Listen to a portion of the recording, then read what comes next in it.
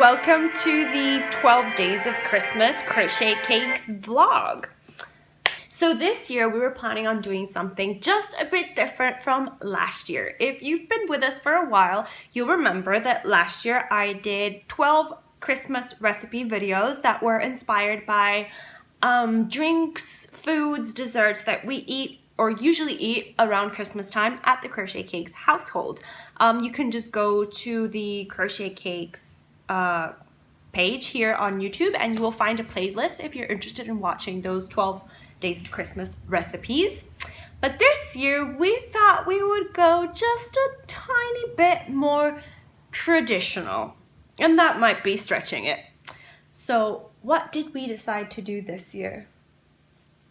12 Days of Christmas. What else? The song, right? 12 Days of Christmas songs. So that's funny that we should actually mention that because it's a song for which there has been much debate about when was the first time it was written, when was it recorded, why was it written. And it's amazing that there are actually scholars that study it. Yeah, there are scholars that study 12 Days of Christmas. It's amazing.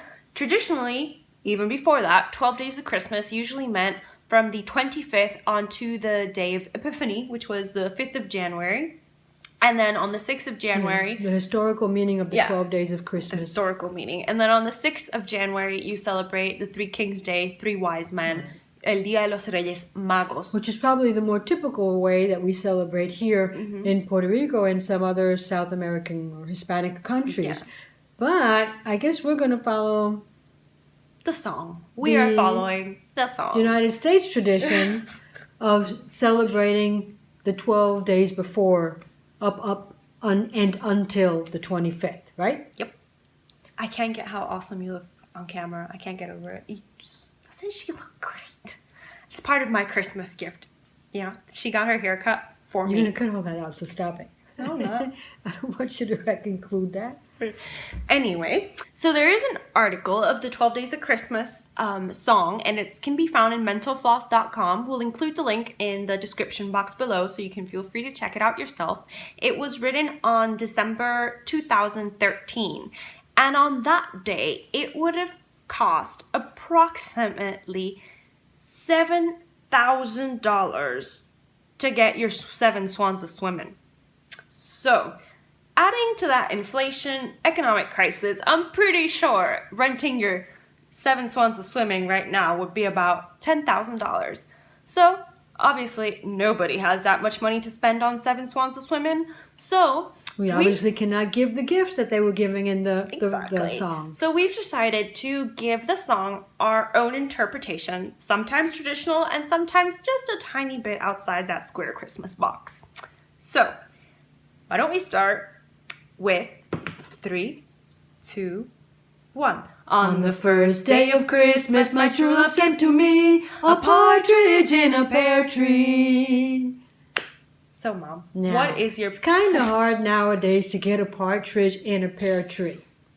I'm not even sure if I know what a partridge is. Well, it's a type of bird. If you're from my generation, the Partridge family was a family of singers. And maybe you could put them up the pear tree. But I never really knew that there was actually a bird called a partridge.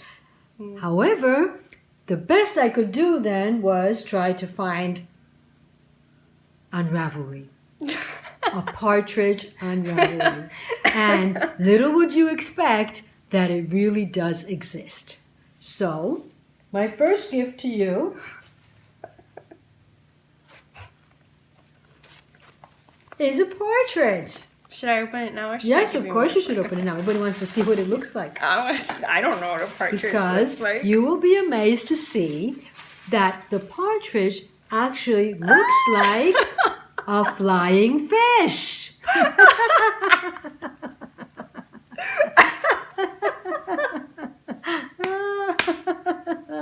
There it is, a flying fish.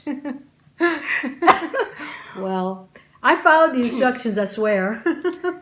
I have to say. We all do not crochet the same. That is pretty amazing. We all do not crochet the same. So, to me, it looks like a flying fish.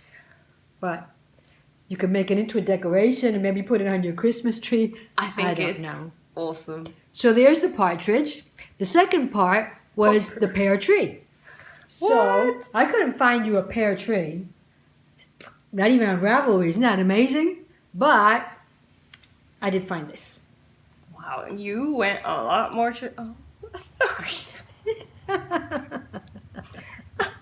Probably could have just gone to the supermarket and I might have gotten a pear of a nicer size and maybe even a prettier a prettier setup. But let's see, I've got it all down here. They're both free patterns on Ravelry.